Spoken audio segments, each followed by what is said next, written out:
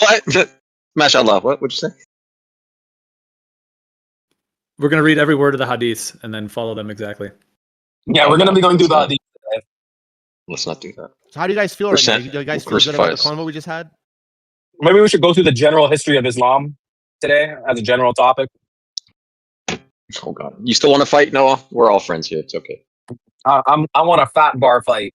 That was just the appetizer. What you heard was just the appetizer earlier. It was chaos, man.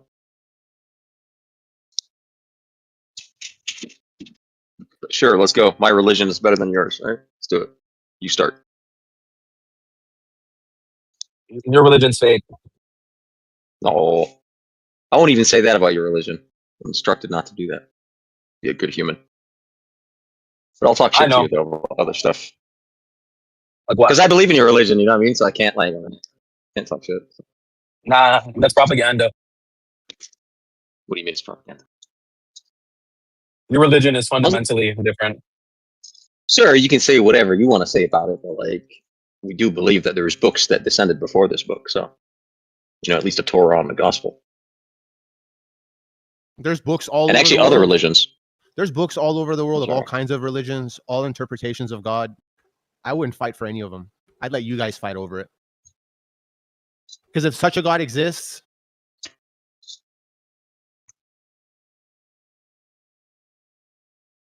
did you cut out? No, it wouldn't be playing out this way. So keep fighting over your religions. Keep fighting over your little beliefs. Well, this is it. This is it. I'm not going to be the one to create it. Well, what you call God? What do you call God? What do you think? I don't know what God is. I hope some type exists. There's all these perspectives of God. One God, many gods, spiritual gods, good God, Sky Daddy God, all is one God. Yeah. A blend of good and evil God, the self-consciousness God. There's so many, and they could all be the same thing. But I'm not gonna fight over this. No God. Spiritual ancestry gods, nature gods, all kinds of gods. They all have their pros, they all have their cons, they all have their perspectives. They all have their each individual unique ways where life's better living about if one is good over the other. And there's very, very, very few people in this world that looks at it unbiasedly, impartially, deeply. Mostly these people just picking one and believing in it and then willing to die over it. Yeah, you guys go do that. I'm not going to do that.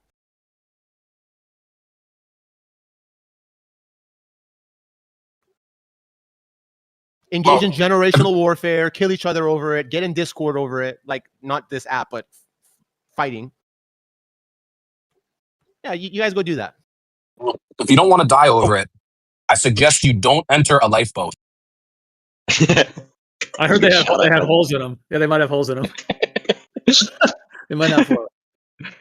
Yo, bro, you notice we're not actually fighting, man. I was just joking about that. I know Noah wants to pick on me and whatnot. Like, I can engage, but I think the conversation that we had before kind of set the tone for me. Or this is okay, man. That's cool. You can make fun of me and my religion and whatnot. It's okay. I'll engage with you like we're. Who wants to tussle? Let's go. USS Liberty was spying on the Jews. Prove me wrong. You're going to, or we'll just jump in if you want. But what was I gonna say? Oh, I mean, do you guys think everything is an expression of that eternal, source? And if so, isn't everything?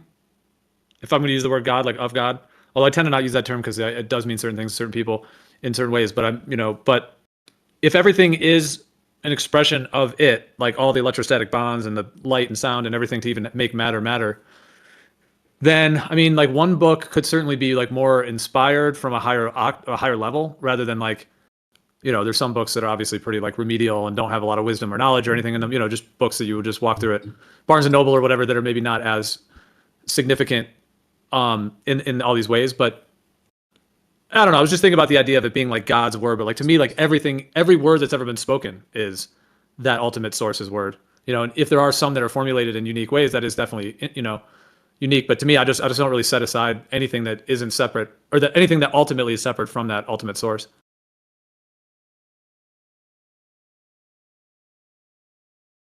So you think God is like a liar, Gio? Because like if every word's from God and people lie, then by that logic, wouldn't God be a liar for you? I think, yeah. I mean, the source. It's not that he is a liar or it is a lie. The source, if I use the word source of everything, like the baseline, it is who we. It is what we all are. So we're not. None of us are ultimately really separate from it. So it is what you are. I am. It is the eternal. And yeah, that eternal principle, that eternal source, etc. I'm gonna have to use some English words to put this into. But yeah, that source has created everything, as it were, and manifests everything from its being within its being, including all the dark, the light, the positive, the negative, the truth, the lies, the right, the wrong, everything within it. Yeah. So ultimately, yeah, that source is what created lies and created truth.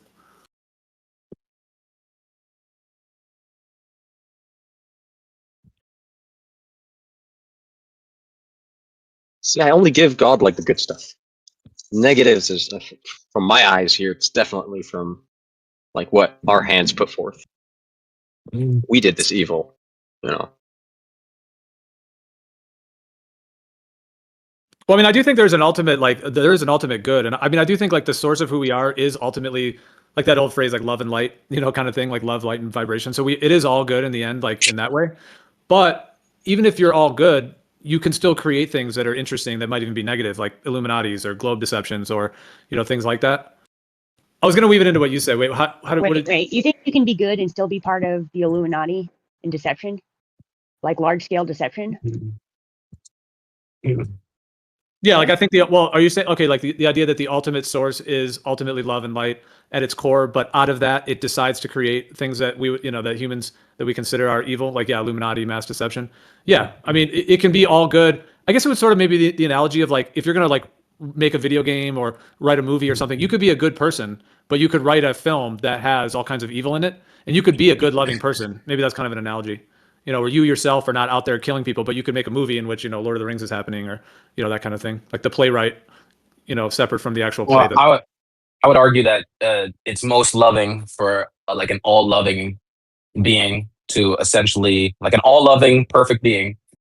The most loving thing it could do is to create or let exist beings that are less perfect, essentially, allow them to live despite their imperfections, and allow them to make decisions despite the fact that they will make the wrong decisions, still to give them the free will. Because by giving them free will, you give them the ability to choose to love God, to participate in God's nature, which is love and all perfection. Thank you. No, I hear you on that. I mean, I respect your viewpoint, and I see where you're coming from with it. I would say this, like, in response, like, I've said this analogy lately a few times, but like the idea of like a dream, like a lucid dream. So let's say you're like one person, and let's say you're, in this case, let's say you're God kind of thing, and you're just, it doesn't have to, you don't have to really use the human or lucid dreaming, but you'll see what I mean in a minute. So you're singular, you're one consciousness, as it were, or feeling like, one thing. You go to sleep, and then when you're in your lucid dream, you create an entire city, like the city of New York. You create the whole thing with your mind, the infinite with your mind. So, the people, the people at their jobs, the children being born, the hospitals, the police, the whole thing, the whole city, everyone working their jobs, the subway, the whole thing.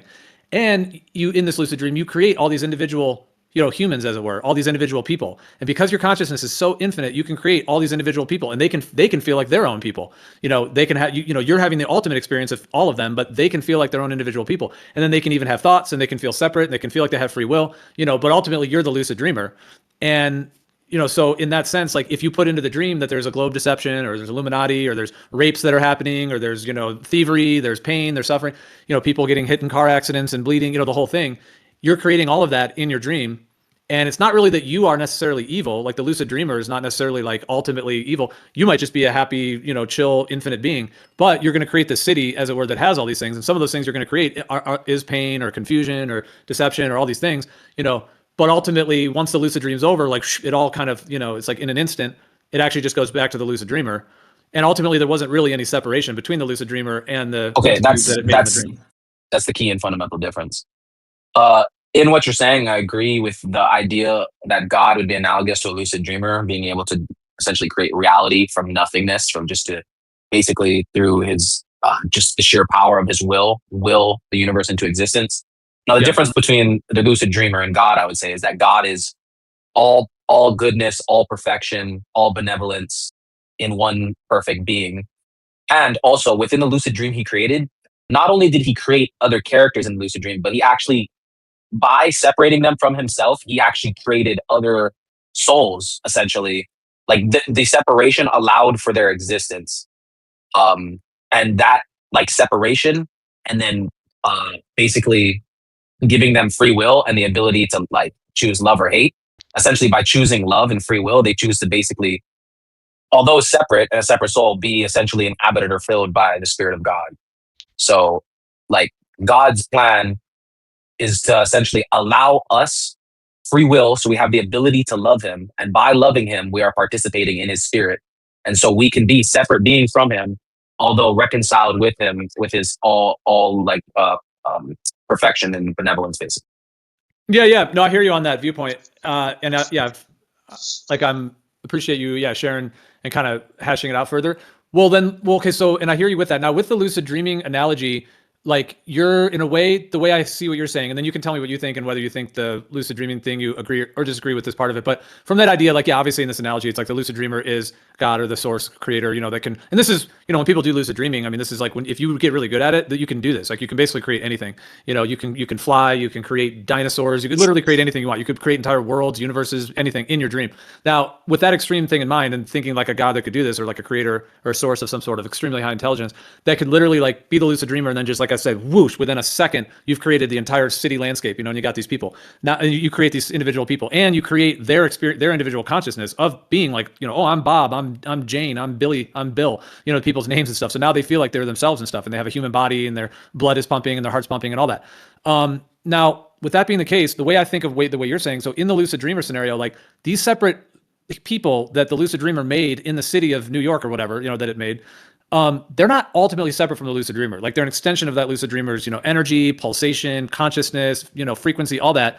They're a direct extension because there is only the lucid dreamer, so in right. So that's the difference. That's the difference, is that by God making this separation between us and Him, by that separation, we're essentially given like instantiated existence, basically. Like we're almost given like an equal, we're equal to Him almost in a certain type of way. And especially when we basically allow His Spirit to fill us, you essentially like participate fully in His like properties and stuff. So like through the separation, through the sin, through the death, He actually created life, right? Because if we were never separated from Him, then we would never really be like a different person, a different being.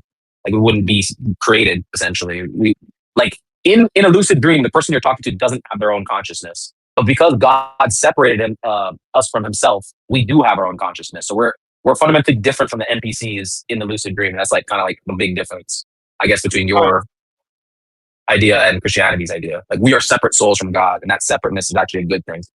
Well, we are kind of, actually, you and I right now are expressing to a degree, like, even though I'm not a like adherent of any specific spiritual or religious like viewpoint, but I mean, many would say that many of my views do correlate with some of the ancient Eastern concepts. And actually, when and Christianity is an Eastern religion, well, but no, I hear you. No, I hear you. But I'm talking more about like the Far East.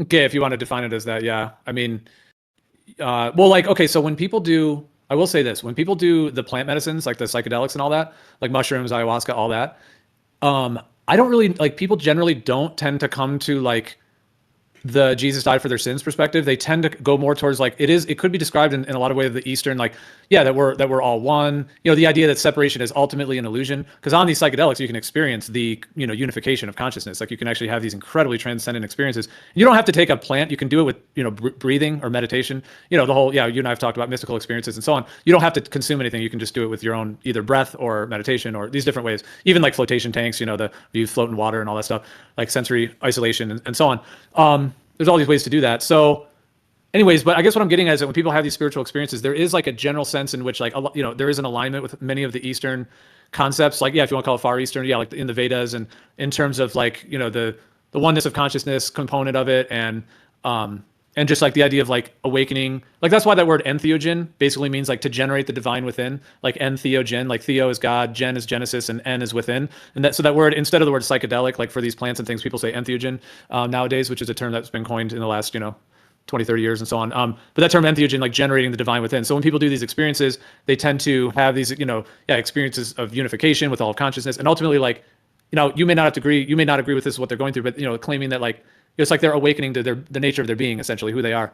Now, part of that also seems to align with like that ultimately separation is an illusion, that we are one in that sense. Now, I know that was a whole kind of thing down those roads I'm saying, and I'm not trying to like go into those topics entirely. I'm just bringing it up to say that like, we are our perspectives, like yours, that there is a separation from the source and then the free will, versus like the Atman Brahman concept, like in the Vedas, where we're not actually separate. Like Atman is Brahman, meaning we are the totality is us.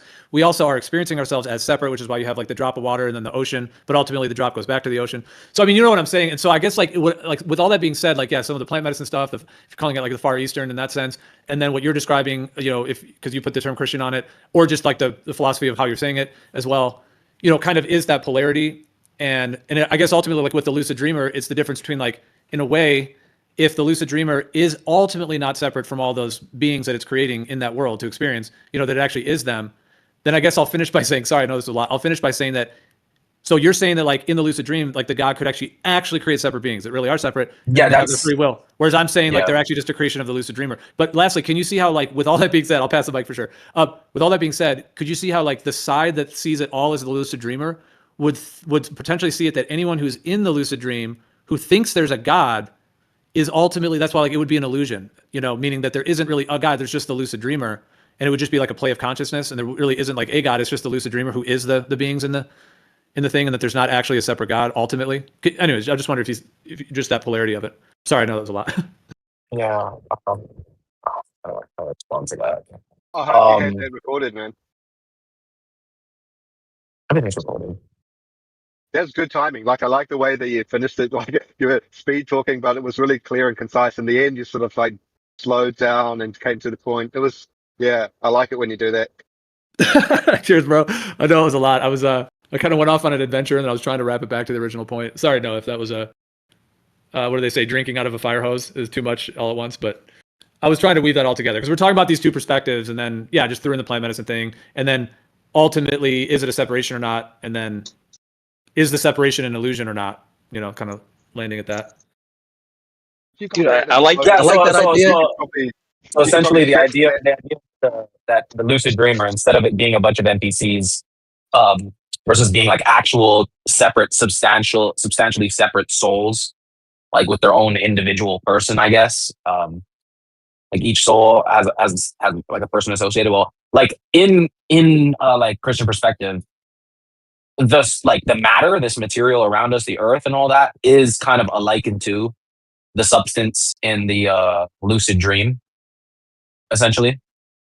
So like I guess the main difference would be that it's the humans beings, like the us sentient beings, we are the things that are given, I guess, separation from God, essentially. And then there's kind of like an argument, are the animals like, are they utilitarian souls? That's like a whole separate category. So it's kind of a mess. I don't want to address that for now. But essentially, like, by your worldview, and this is I guess would be the critique, your worldview, a human consciousness is essentially equivalent to just dead inert matter, right? Whereas in our worldview, there's matter, which is like brought from nothing, but then there's the human soul, which is also brought from nothing, but then given its own separate substantial existence from God, essentially. So yeah, that's kind of like, you have no hope of being, like, I guess, saved from anything. Like you're just kind of determined to what you're going to do. You're kind of like just this NPC playing out this already determined life path. You don't have any free will, essentially. You're in essence the same thing as matter. If you like, you're basically arguing there's no soul, or like that the soul is an illusion, right? Whereas we would say that you need a soul to make any argument of any type of morality, because you need something to be saved, essentially. All right. Well, let me. I know others want to jump in too. I'll try to respond really briefly. And I don't want to be. I mean, I do kind of feel like I don't want to be dramatic in a way, but it's only straw manning because I don't necessarily see it those ways, but that's okay. I'm not trying to make it like a dramatic straw man thing. But for example, no, I'm not saying NPCs at all. Like not the opposite of NPCs. Like that the intelligence is infinite and deep within all of us. And I do also think there can be different souls to a degree. Now, whether that ultimate thing is an illusion, but like if there's a lucid dreamer that's like the one big soul, like the center soul, as it were, the soul, the highest level, with a capital S kind of thing, soul. And then even if it creates that whole city landscape and all the different beings and all that, there can still be the experiential component of those different souls being different souls. So that could be a thing too. And even those souls, they might not know what's right and wrong. They may be this and that. They may. Can I ask you a question, like a Yeah, direct I mean, question? yeah. And then I don't think do the you matter is lifeless either. I mean, it's all it's yeah. It's do you believe free will? You would essentially have to have a fundamental difference between you and the creator for you to have free will. And from what I'm hearing, I would believe the implications would be that there isn't free will. So I'm going to ask you right now directly: do you believe in free will? Yes or no? That's kind of, and you can answer yes or no and then expound on that. But I would like to know your perspective on that free will. right. No, I hear you and how it's connected in with this. Well, I mean, I would say it is. I can't really just answer it super simply. Ultimately, yes. But okay, so from the analogy we're on, the lucid dreamer, meaning the source, that has the infinite free will. It has the most free will because it's literally forming our entire physical world out of its energy. The actual physical matter is our energy right here, even making it so particular. The plastic and the computer chips and everything. So it has the infinite free will to create exactly what it wants to a T. Now, so that does have the ultimate free will. Now, in the lucid dream, though, now you've created all these individual people, as it were, in the lucid dream. Well, they are the lucid dreamer's free will creation. So they're doing exactly what the lucid dreamer wants, as it were, the source, in this analogy. But those individual consciousnesses, because the lucid dreamer has such a creative capacity, it can actually create those beings to feel like they have a limited free will, is what I would call it. So what I have as me, I have there's a limited free will. So I can't just fly. I can't change physical matter. I can't, reverse aging. Things like there's only a certain free will. I can't if a drunk driver hits me and I have no way to do anything about it. I don't have that free will. But is that free will? Is that limited free will true free will, or is it just the illusion of free will? Is, I guess, a qualifying question I'd need to ask as well. That's because it's fractal ultimately. I mean, if I had to go on one side of those, I would say it is true free will because it's the lucid dreamer is creating it exactly with its free will. But then we have our experiential parts, basically, who I am, what my soul, your soul, etc. How I see it is that we have our experiential. And so it is true free will because it's fractal. We're a small fractal within the larger fractal. The larger fractal of the source is ultimately free will. We're then within it. But the reason I say limited, it's not necessarily an illusion, but I guess it could also only be described as an illusion in the sense that I don't have ultimate free will. Me as my person right here, I can't, like I said, I can't fly. I can't become a woman. I just can't, there's certain things I just can't do, So I guess you could call that, there's that part of it. Maybe you could say it's an illusion of free will because I have free will. I could get up and go get a cup of water, but I can't just change my physical form or start flying or, I can't go to the sun or something. You know what I'm saying? So, okay, Gio, I have another question that follows. So we have limited free will, which I completely agree with, I guess, in a way, something you're saying. And then it's a true limited free will. It is not illusory. It is, a matter of fact, we are making the decision. It is not something else making the decision for us. So my question is, if we have true free will and is not illusory, can we go against the will of God or the source? Because in my belief, I actually believe, given our separation, our soul from God, we can go against God. So I'm wondering, do you think we can go against God or we can't? Yeah, that's well, I guess to me, in the whole analogy of the lucid dreamer, if you were the lucid dreamer, you made the city, you made all the people, and then if you made those people, since you made them all, it's your lucid dream. So if you made one of them have an experience that they were going against you, what really is that? If you created it and you are it, you can't really go against yourself other than in a playful fashion. You can playfully play a game where you kind of go against yourself, you challenge yourself with a game or, you make something hard for yourself kind of thing, but there isn't really in the way I'm describing it, the people, quote unquote, in the lucid dream can't really go against the lucid dreamer. Now you could make the consciousness experience like that though. You could have the people feel like they're going against a thing called God. And but then wouldn't that be an illusion? Wouldn't that be an illusion then? It wouldn't be a true free will. You see the conundrum?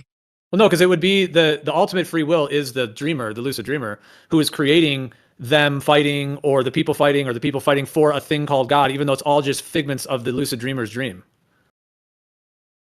Ultimately. So if they can't go against God, they don't have true free will, right? Because to have free will, free from God. No, because the source has the free will to make them experience it I guess maybe the analogy, when you write a movie, you have the free will to tell the characters what to do. And whereas the characters can't go off script.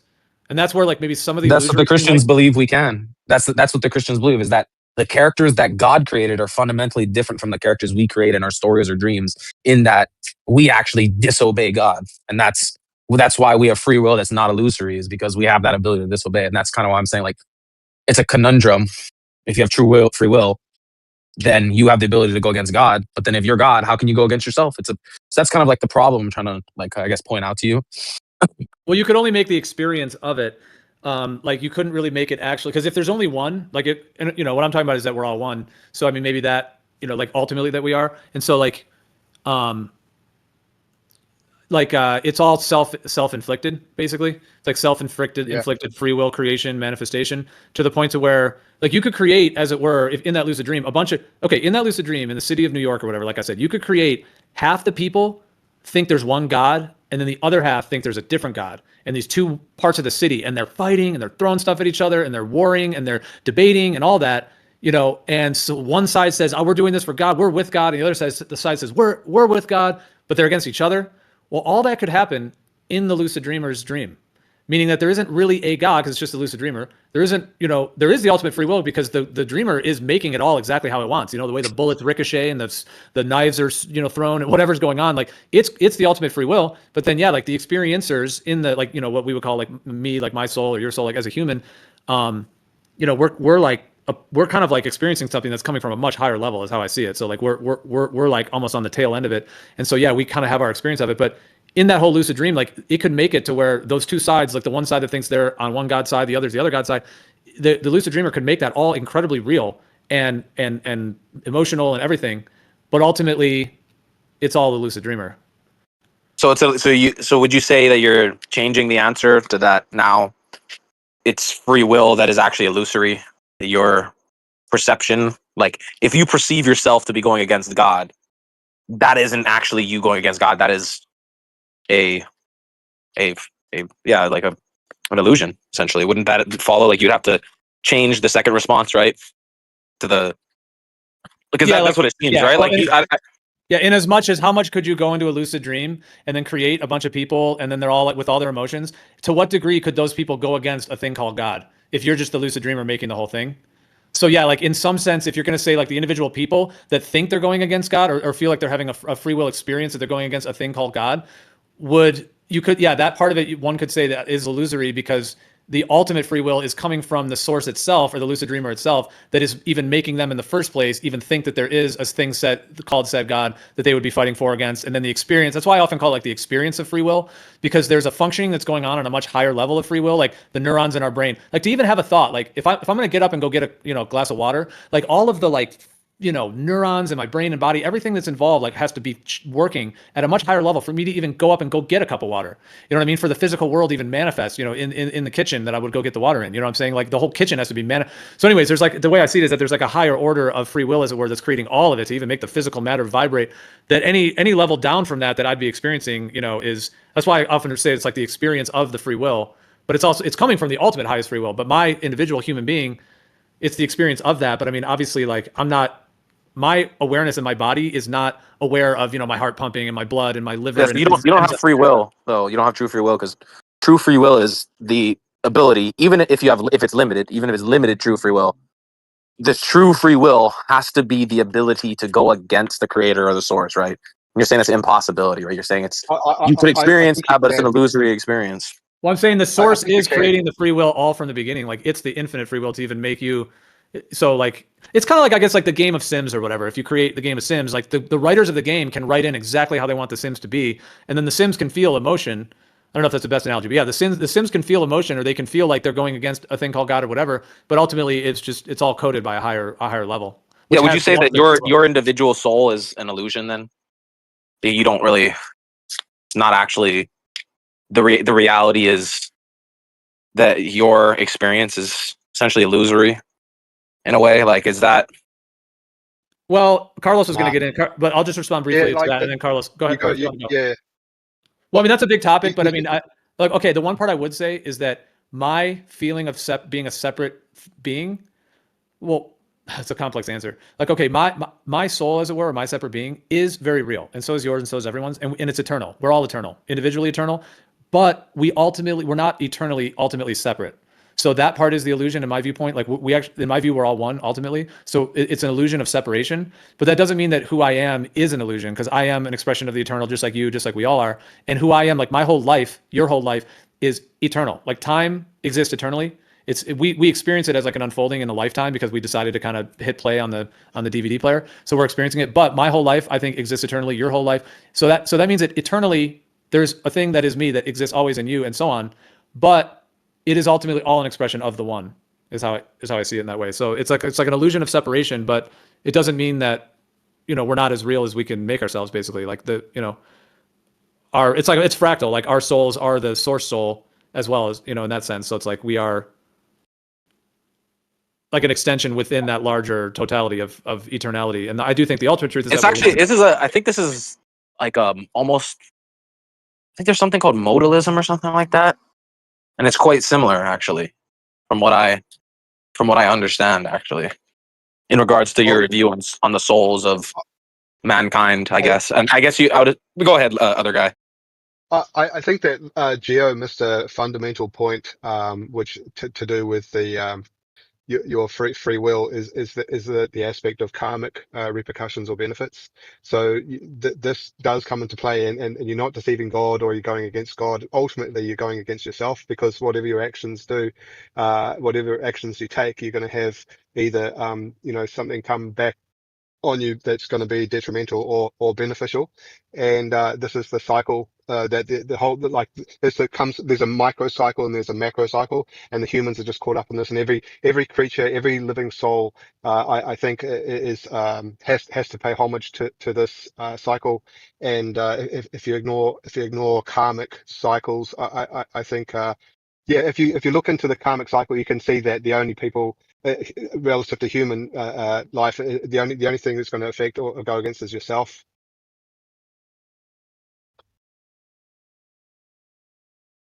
Because you might set up a situation where someone wants to get you back, and they'll do some voodoo. You can't control, like, repercussions. There's no escaping that. And then you might come back and have a shit life the next life, or that's what in a lot of Eastern religions, they take this on as part of their uh, inverted commas free will. It's all to do with karma and coming back again. Give it another go. See if you can make it up for the last time. That's what I thought.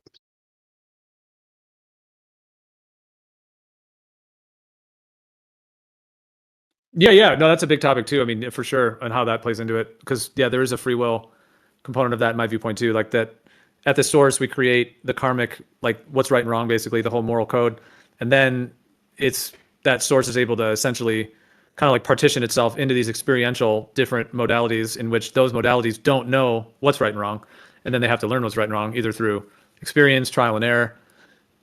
And then there's also like that part of the free will that's out of their control. Like if something happens to them and then there's like a lesson to learn, for example, about like, if they're drunk driving and then they hurt themselves or something, and now there's like consequences for it. But maybe like the reason they got in an accident is because something serendipitous happened. Some dog ran out in front of them, so they swerved, and then they hit something. Then they also were drunk, so they couldn't really control the dog that swerved out in front of them, which came from that higher source of doing that. Like the person in the body couldn't really control that part, but they could have controlled their drinking and not been drinking.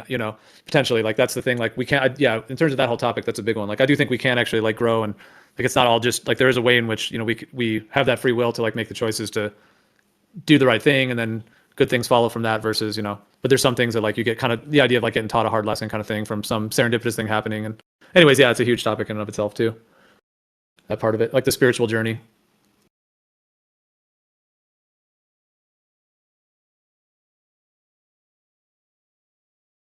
Did you say modalism, Noah, or monism?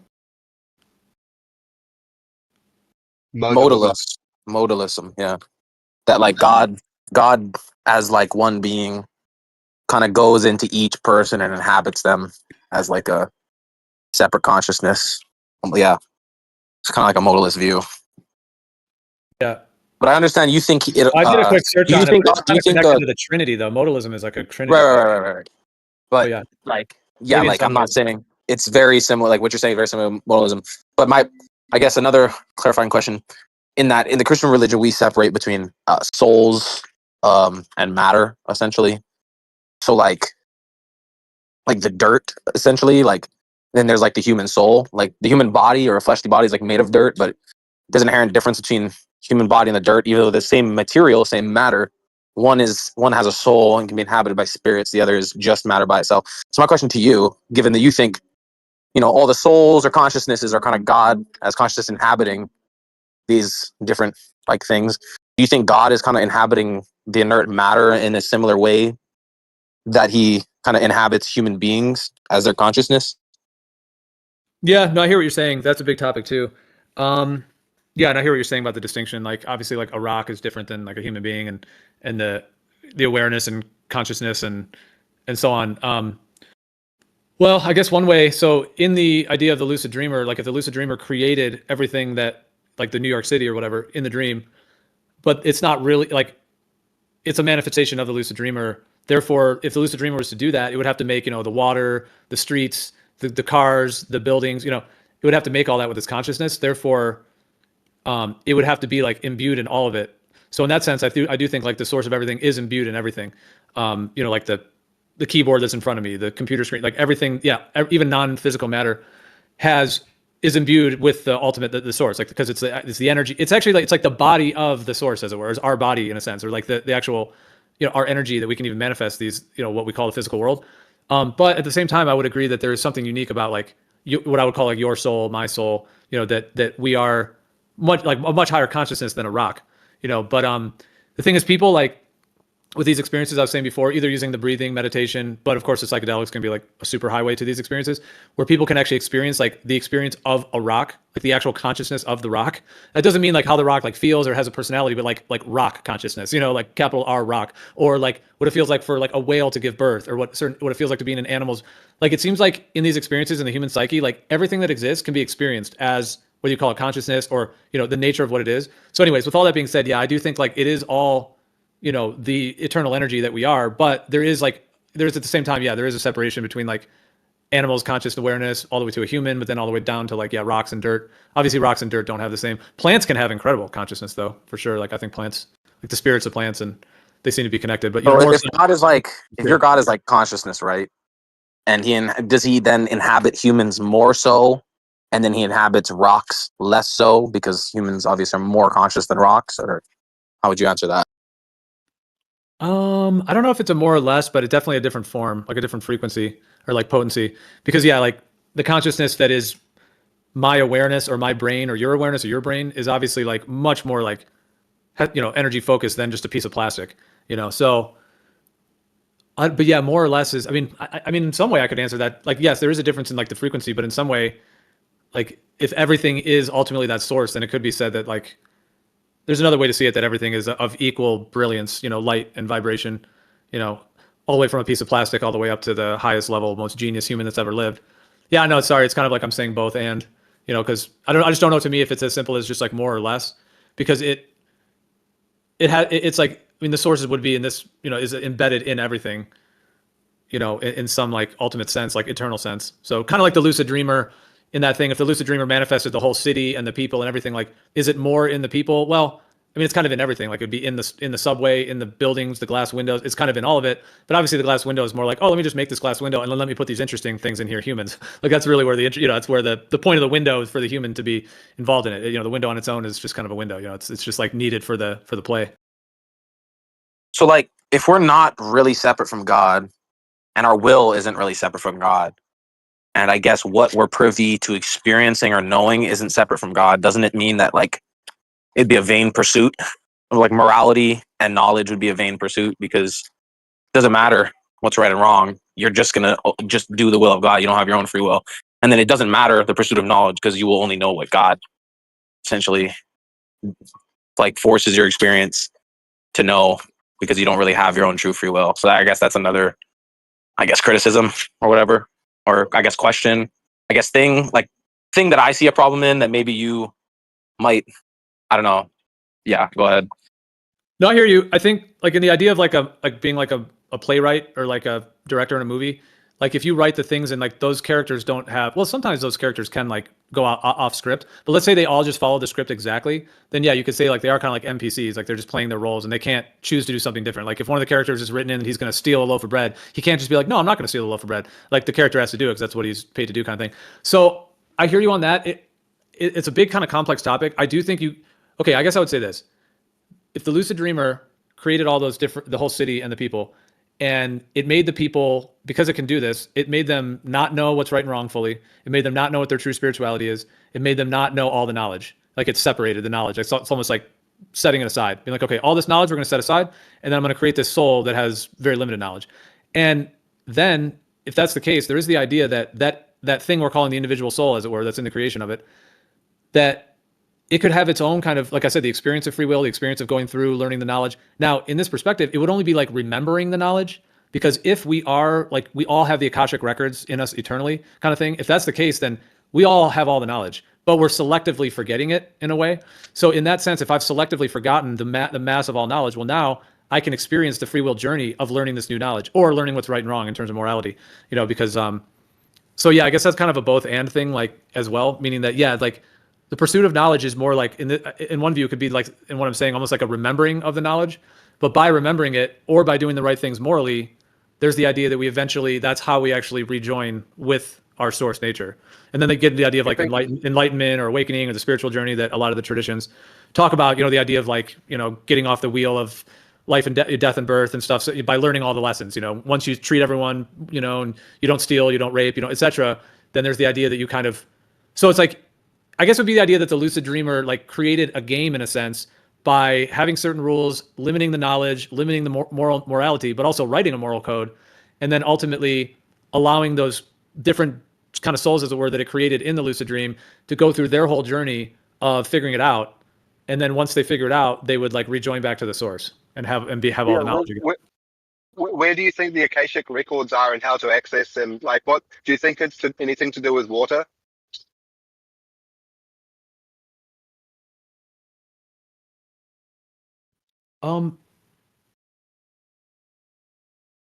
Yeah, that's a big question. Yeah, I mean, I think they're ultimately in the ether and they're eternal. I mean, the word Akashic means ether, Akasha. So yeah, I mean, it's eternally stored in the totality. Essentially, it's not really in a place, but in my view, and yeah, You water. just like reminded me that water has memory and it has access. It must have access to the Akashic records, or it being part of the Akashic records, or it's a gateway, or it's some sort of entanglement somehow to do with the Akashic records. Just as water has proven itself to do with memory and its ability to display, manifest. For example, with the frozen water experiments, it can manifest stuff and it can show things. So yeah, probably another day. Continue my master. No, I hear you though. That's a big topic. Yeah, I mean, the connection between water and ether and Akashic records and memory, and yeah, it's very interesting. And then some of the ancient scriptures talking about waters, separating waters, and that we're surrounded by a cosmic ocean. And yeah, and if the Akashic records are in that ocean, as it were, then yeah, it's like we're surrounded by everything. But yeah, Noah, did you have any response? I know I kind of said a lot there too, but because you were saying the quest of acquiring knowledge. So actually, the morality and knowledge, being kind of like vain pursuits, right? Because you don't have the ability to do right or wrong. You don't really have true free will. You just have the ability to enact God's will, kind of like a puppet or an NPC. No, not like that at all. No, because there is still a free will in the karmic journey. I mean, yes, the ultimate, like what is happening. Like, okay, if somebody is going to do something wrong, they're going to go like stab someone, right? And it's crazy. Well, for their brain to even have the thoughts to even do that, there has to be like a higher order. So yeah, I do think the ultimate free will is in the source consciousness, but I don't, and that's why I was saying I think we have like a limited form of free will. Yeah, I know it does sound in a way, but no, I don't think we're just NPCs. I mean, because we all have intelligence, and there is, I'm using the word experiential, the experiential separation. Like I guess what I'm saying, like let's say someone does something wrong. Like they choose to do it. They're like, I'm going to go steal this thing. And in their mind, they have the thoughts and the brain thing where they're going to go do that. And then they do it. And then they do it 5 times. And then finally they get caught. And then they go to jail for a year. And then they realize, oh my God, that was the wrong thing to do. I'm never going to do that again. And they don't learn it again. Well, that person can have the experience and the very real experiential free will of being like, I'm not doing that anymore. I learned my lesson. Right. So in that sense, yeah, like they're, people do this all the time. They get off drugs or they improve their life in some way. But all of that whole thing I just said, the person doing the wrong thing and then went to jail and then learned the right thing, all of that was really the free will of who we are. Because there isn't really a God out there that's like a puppet over us. It's just the way it was created is us. It's like the source. So the whole thing was from a higher level that source did decide to play that out. Like, okay, the person did the wrong thing. They had the brain thought. They had the idea to do it. And then from the person's So our experience, will is they're not having, our will they're is not having separate from God's will, right? So it's kind of like we don't really have a soul. well, it's fractal. No, we are it. We are our own soul, basically, or we are it. It's fractal though. We're like a subset within. Like there's the one soul inhabiting every consciousness, and even rocks too. Although the rocks don't have as much of the conscious. Anyway, go ahead. Yeah, in a way, if you like, there's the idea of like the ultimate, like the great soul or the great spirit kind of thing, like the ultimate soul. Yeah, and it Well, could be said there's a that way. That difference there's one between. soul experiencing it all through all these individuated, experiential, energetic frequency modalities. Can you expand like on the definition of consciousness and being sentient, having sentience? Like a rock, I don't think can be sentient, but it can have consciousness and sentience. Like at what level would you have to be to have sentience? Yeah, it's a good point. Well, how would you define sentience? Is that connected to the free will part of like an individual Yeah, kind I of think the free decision will making? is only possible with sentience, not with consciousness. Okay, yeah. So you're making this distinction. Like a rock doesn't have the ability to make the right or wrong choice, kind of thing.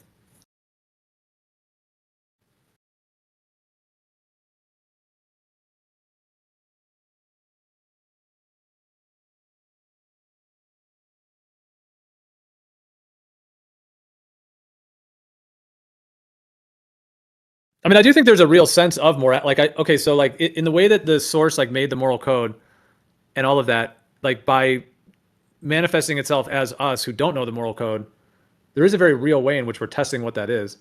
But yeah, I mean, from the perspective that we're all one, that would mean that ultimately we know what's right and wrong. We don't really have to go through the journey of it if we didn't want to, but it seems like we want to, so we're doing it. Like we could just have all the knowledge and just chill, which I think already exists eternally, like in the Akashic records.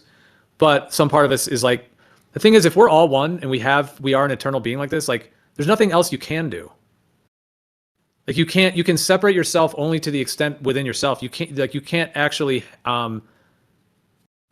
you can't not be who like the eternal, all knowledgeable, the omnipresent, omnipotent. So the only thing you can do is make these like experiential journeys of like ultimately kind of like an illusion of separation in a sense, because you only have yourself to work with. It's kind of one way to see it. Like you can create the experience of being a man and a woman making love and having an incredible connection, but ultimately it's just you creating. It's just that lucid dreamer creating it. And there's like nothing, like if you were the lucid dreamer, there's nothing else you really could do. Like you could create the experience of these two humans or dogs or cats or, snuggling up with your loved one. Like you could create all of that.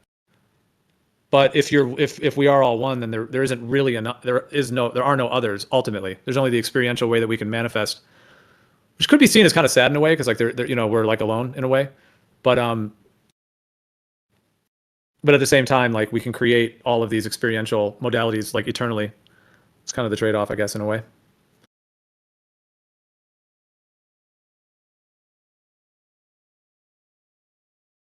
Like you can make a reality in which those two people are separate, the man and woman, the reality in which they're experiencing a reality of that. But yeah, if it's ultimately coming from some organizational source that's creating the whole physical matter to even happen in the first place, then it's really just one lucid dreamer creating it all. That's why there's that phrase, "Thou art that," which basically kind of translates to like "you are it." Sorry, go ahead, Carlos. It's Tat Tvam Asi in Sanskrit. Tat Tvam Asi, and it basically translates as like, the individual self Atman is identical to the ultimate Brahman. Tat Tvam Asi, thou art that, you are it. Essentially, like you are the totality. The individual self is one and the same with it. Which is kind of how and from Sanskrit and the Vedas. But go ahead, Carlos. Sorry. Oh no, I was just sort of pondering about how some pose that we all have some type of an angel archetype that helps us, whether it be the Christian angel or the Celtic gnome, just like all these other creatures that we have, which could be seen as separate from our lucid reality, kind of like there to help guide. They are sort of like the bots in the system. kind of thing. I think they're like the sweepers, the cleaners. I think that these archetypes are real. I think they exist, and they have a different code that they go by. And some of them have gone rogue, and that's the governments of the world that we have right now and the elites.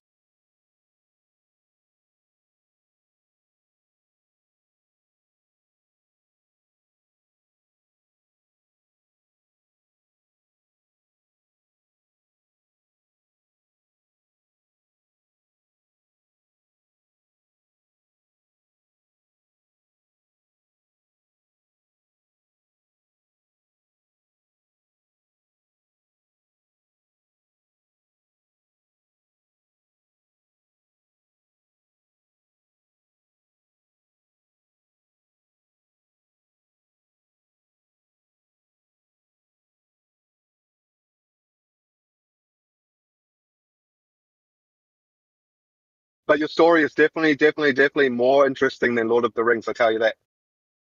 Well, I was just thinking of that Bill Hicks quote. This one part you guys have all probably heard it, but he's talking about LSD. He's talking about how there's never any positive news stories. And I'll just read it. This little few things. He always says that there's no like positive news stories about LSD. It's always some fear-based propaganda. Back then, they were trying to scare people away from it. It's like he's like you don't ever hear. He starts it like you don't ever hear a positive news story about LSD. And then this is the quote from his comedy skit. A young man on acid realized that all matter is merely energy condensed to a slow vibration, that we are all one consciousness experiencing itself subjectively. There is no such thing as death. Life is only a dream, and we are the imagination of ourselves. Here's Tom with the weather. That's kind of what I'm describing it away. And that's what I was saying. The psychedelics tend to bring people to that, like, yeah, that all matter is energy condensed to a slow vibration. I mean, that's kind of a unique way to say it, the vibrational. That we're all one consciousness experiencing itself subjectively. It's kind of what I'm describing in a way we're all one, but we're experiencing ourselves in these subjective bodies as souls and beings. There's no such thing as death, meaning that we ultimately don't die. I mean, our physical body, we could call that, but we don't ultimately die. Life is only a dream. It's kind of like the lucid dreamer thing I was saying. And then, and we are the imagination of ourselves. Anyways, yeah, it kind of, in a way, it kind of correlates with like what, in terms of some of what I've been describing. But I hear on your, I don't know if you're still at your mic, but I mean, that was really like stimulating. It was interesting to hear. Sorry if I'm being too talkative. I'm kind of in a talkative mood, but No. I'm like kind of doing some other stuff right now too. After I like kind of did a bunch of questions, so. But it's kind of nice to actually have like a normal conversation. Thank God. If you were Yeah. in a supermarket, that was not a normal conversation, dude. Well, it was like a civil discourse at the least. That was yeah, exactly. No arguing, just understanding and accepting someone else's wisdom for what it is.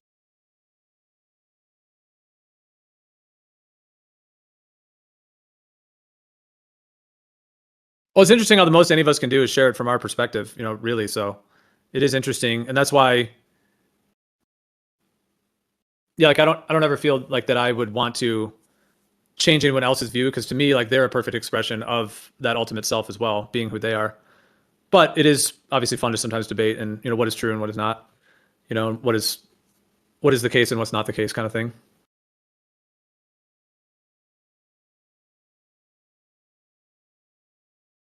Yeah, because you're in this physical body in this physical world. So why not take the chance to explore every corner? Uh, you know, it's otherwise it would be a boring trip, right?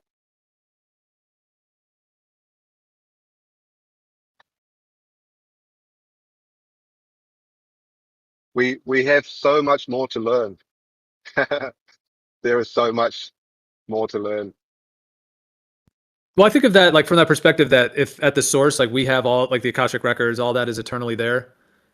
And from that perspective, I think that maybe the reason we do this is because it's interesting to kind of enlighten yourself with everything. Kind of like playing hide and seek with yourself. You kind of forget who you are, where you are, what all the knowledge is, and then you kind of create some kind of individuated experiencing consciousness that can then kind of be awed by it, be in awe. It's like remembering because like I played with my girls the other day. There's I don't know what the game is called. You have like an elastic around the ankles, and you've got to jump in the middle.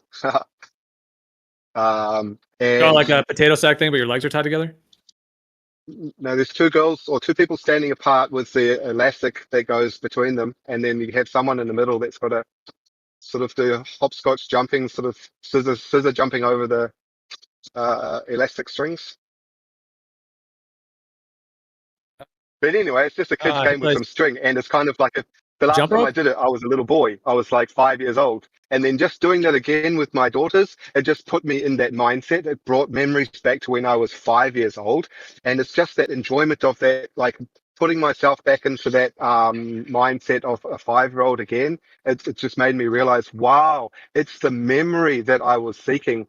That's what it's all about, because uh, that's really all you have besides the physical reality. Is your memory to support your history, your time, your travels, your experiences. Yeah, just going through that memory again is yeah, really good, a good thing.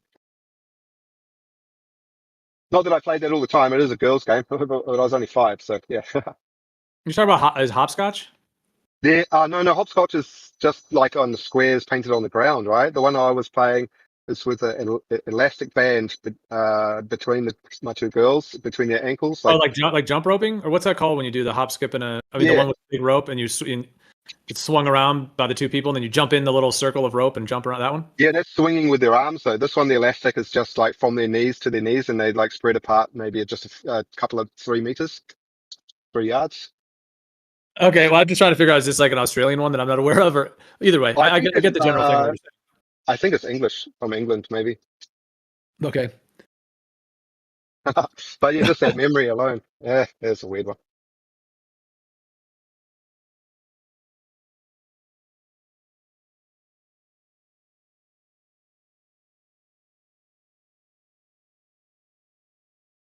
Yeah, I mean, we like to like watch movies and have that experience of having our minds blown by something, either like new knowledge or amazing music, or like if if you are the source of everything and you created some amazing, music, Mozart or something, and you created Mozart and you created, the actual music he wrote, and then you put it all in Mozart's brain, and then Mozart wrote it down and he performed it, and then you get like the experience of thousands and thousands of other people listening to that and enjoying it. So I kind of think of that may be part of why creation exists in this way, because we could just not do any of this. You could just chill back in infinite light and love and just be in bliss. But I think that's happening too. But then it seems like we choose to actually, create all this, in my viewpoint. So if we're actually choosing to create it, then that could be one reason, because now there's just all these experiences. There's just new experiences. A new person listening to Mozart. They've never heard it. Probably every day there's a new person on Earth. Since Mozart wrote that, there's probably a day, there's probably not been a day that's passed that some new person across the Earth has not been like, wow, this is amazing. So from the creator's perspective, as it were, the source's perspective, it's just experiencing like, wow, wow, wow, wow. You think about like, I kind of think about this too. Like, how many people are having orgasms? Like having sex. It's like, it's just like, just fireworks going off. Like, there's just so many things that are happening all the time. And if this creative principle wants to actually, like this source principle wants to experience all these different things, then this is how it would do it. And the only way to make it new and real again is to forget it exists, and then be a new person, and then have an orgasm in that body, have an orgasm in that body. I mean, that's just one example, but it's like, it would give you like an incredibly wide myriad of experiences to be had. I think overall, there's no difference in your theology regarding God as the ultimate God, besides one little detail, and that is the Christian God or the or other gods, other religions' gods. They tend to attribute sort of like a humanistic sort of characteristics to the god, and I think that is the only mistake. I mean, sure, you can have all of these different personalities and characteristics and stuff, but I think to have it more malleable and more sort of subjective rather than the rule book to follow, because that rule book from your religion, from God, from the Bible, from whatever religion, I don't want to put down any religion because everyone's on their own path, but like I think this rule book is really your own rule book, and you get to make your own rules relatively, in a way, is the way I see it.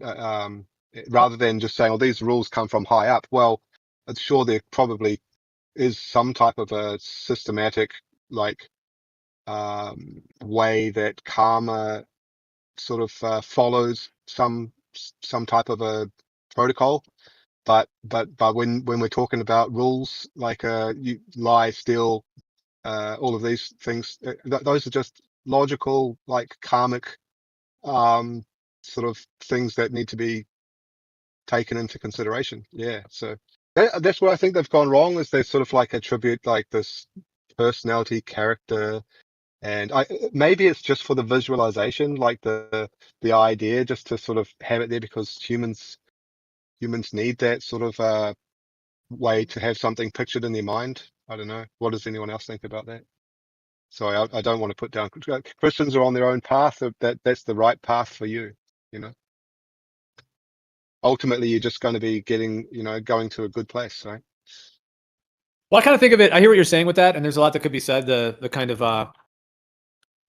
not what's that word when you make something human? You like not personify, but I'm not really Anthropomorphize. Yeah, that's it. Anthropomorphization. But I mean, it could be said that like we're all just trying to figure out who we are, and whether you think you're separate from a thing that is a god, or whether there's some way in which you are somehow embedded within it, or are Yeah, lost. either one with it or separate from it, or what is it, or is there a higher it, or what, or is there no higher it, like in atheism or agnosticism? So yeah, I mean, I'm using the word source like in the way I'm describing, because I mean I do think there's a higher intelligence, way higher than what I am, my human experience, but is it ultimately separate from me? But anyways, yeah, it's like everyone's quest to like basically who are we? What are we? Are we just the nature of self? Now, if you see it as like the nature of the ultimate self, that there's one self, well then that's one way. But then, like you're saying, if there's like a experience, or that it's separate, that there's a separate God that's eternally separate from you, that you'll always be separate with. And sometimes I ask people, like, if they have that view, I ask them, like, okay, so at the end of everything, when you've gone through, your whole lifetime, or whether you see it as reincarnation, all your lifetimes, when you get to the end of the whole thing, as it were, like, are you separate from a thing of God, or, have you reconnected to where you've remembered that you are the totality? Like those two views. But yeah, it's like everyone just trying to work it out, basically, in a way. And that's why I respect everyone's journey. I mean, I do say what I think is the case, but yeah, I think everyone's like on their own process. Well, I think that if you're questioning your reality, I think you're already taking the first, most important step to whatever the reason is for you being here. Because if you're not questioning it, you haven't even shown that you're interested. You're just ignorant, right? So I think questioning leads to a path which is going to be suitable for you. Yep. Did it help when I left earlier? Well, actually, it seemed like North really did want to talk to you most so, because he came in really with talking to you, and then yeah, I think when you left, he jumped out too. I think, yeah. Then we kind of shifted. Was there a shit show? It got a bit heated. It was a little wild. Yeah, it was a little. There's sort of order and chaos. See, that's the thing. When there's just order in the live stream, we don't have to do anything. When there's chaos, then it's like the only thing we can do is try to get order by taking some action, like muting or saying something or timing out or any of those things. But it's like order and chaos. I was thinking about that earlier. Those principles of order and chaos. It's pretty interesting. Yeah, we should have a debate. Flat earthers can be order and ballers can be chaos. Well, I think Ruhips just jumped in here. I think Ruhips thinks the flat earthers are the chaos and the globe is the order. He doesn't want the flat earther chaos to take over the world. Shaking it up. Cool. Is that how you feel? Sounds good. Yeah. We're causing a ruckus over here. I'm playing a Sudoku, so I do kind of feel like sometimes people feel like they got to get the rabble rousers and shut them up and talk over them, and it's like there's a war of good and evil. And I'm not talking about Republican talking points. I'm talking about like when someone tries to say, "Hey, like this is wrong," and other people are like, "Is it?" And there's the whole idea of objective morality and identity politics and like cult of personalities, and people get kind of caught up in the wrong side of things. And I think it's really beneficial to be like neutral and just like the Swiss. Like I don't want to get involved. I just want to make money. You know what I'm saying? I identify as God's chosen people, not dependent on my character or my spirit or my actions, but based solely on my lineage. So basically, I can do evil, and because I'm of this certain lineage, I'm God's chosen, and you can't criticize me. Thank you. Oops. Wow. That's I don't know anybody like that. Is there anyone like that? that's quite a bit of sarcasm you did just now. I think. Is that hubris? Is that the word? Yeah. I don't. Is that the Well, word? that's Is actually it a real hubris, religion. Josh? That's a real religion. I'll let you guys guess which religion it is, but that's a real religion. I Do don't they have know. a book? It's probably You almost are. all religions. We're the ones who got it right, and everybody else is wrong. Almost all. Whatever religion birds follow, that's the religion I want to dig into. Is there beeping in the I think background? they've got it Or is it me? made. They've got it It could made. be me. I'm It's playing video games. Oh, right. No, I think it's just you. I don't hear too much. Rufus. It's your tinnitus. You've got tinnitus. Chirping. Yeah, but see, Noah, from everything I laid out from my viewpoint, like, can you see how, like, in my viewpoint, if someone, from everything I shared, if someone were to say, I am God's chosen people, like, to me, like, I guess it would almost be kind of like a does not compute in a way, because, like, I guess it would be like, I guess, like if you're the lucid dreamer and you created the whole dream and then you created people, and then in those dreams, you created someone to say, I'm God's chosen people. It's like, to me, it's almost like non-applicable from that perspective, because it's like, okay, well, the lucid dreamer, if we're going to call that God, or that's the source, actually is the one making the lucid dream. So, like, to be God's chosen people, like, well, I mean, that source made everyone. It got the God, as it were, made everyone. So it Would you chose say- it chose to make all of us, you, me, all of it. It specifically chose for us to be born, and our genetics and our body to be formed in the womb, and you know what I mean. So there's not like one that's chosen. It's just, you know. But I realize that's coming from a tradition and from a scripture and writings in which a God is defined as being X, Y, Z, and then it has a persona that's claimed in the writings, and then people are then combating that, or facing up against their perception of what that is. I have a Except in question. the lucid dream, I've- you have in the lucid dream you have other lucid dreamers as well. Like there's a thing called Hades. It's like an energy. It's called Hades, and it's like that Hades can actually be placed on a location, on a coordinate, and that location itself manifests like collective manifestations, and that's why you have places that have people that are all thinking similar. All right, Gio. So, Go boy. basically, God, yeah, people don't really have a will separate from God. That's just an illusion. People don't really have a consciousness or a soul separate from God. It's kind of illusionary. God creates good and evil. So, my question to you is, if God creates good and evil and his will is ever pervasive and no one's really separate or going against his will, is there really a meaningful difference between good and evil? And if so, is your God good and evil? Is he all evil? Is he all good? Is he a bit of both? So that's my line of questioning for you, Gio. Yeah. Well, I wouldn't really call it a God or like a him, because I think it's just us. That's why I was using the word source. But I do hear I hear what you're saying. Well, those are big questions too. So wait, let's go through those one. Wait, which ones? Now I'm trying to remember what they were. So is there? So so you said God creates good and evil, right? And basically, you said that God has the ultimate free will, and no one can go against his will, and our will is just like an extension of his will, and our consciousness is just an extension of his consciousness, and like anything that we perceive to be separate from him or going against him is actually just an illusion. And so my question is, if God creates good and evil, is God good or evil or a mix of the two? Is there an actual real difference in your worldview between good and evil, or is good and evil that an illusion of itself? So yeah, that's my question. Yeah. Well, I mean, I wouldn't really say that like we just okay. Well, it's okay. I just don't. That's not exactly my wording, but that's fine. If we just want to move past that, because I'm not quite saying those things exactly, but that's fine. I get what you're generally saying, and I know you're not trying to strawman or anything. You're just trying to summarize it in certain wording, and I get that. It's fine. Well, okay. So this like principle. See, the thing is, it's not like a God that has some will over our will. Like we are it in this view. So it's like, it's not really that it is a God out there that has a thing over us. It's like we are just like the manifestation of ourselves essentially.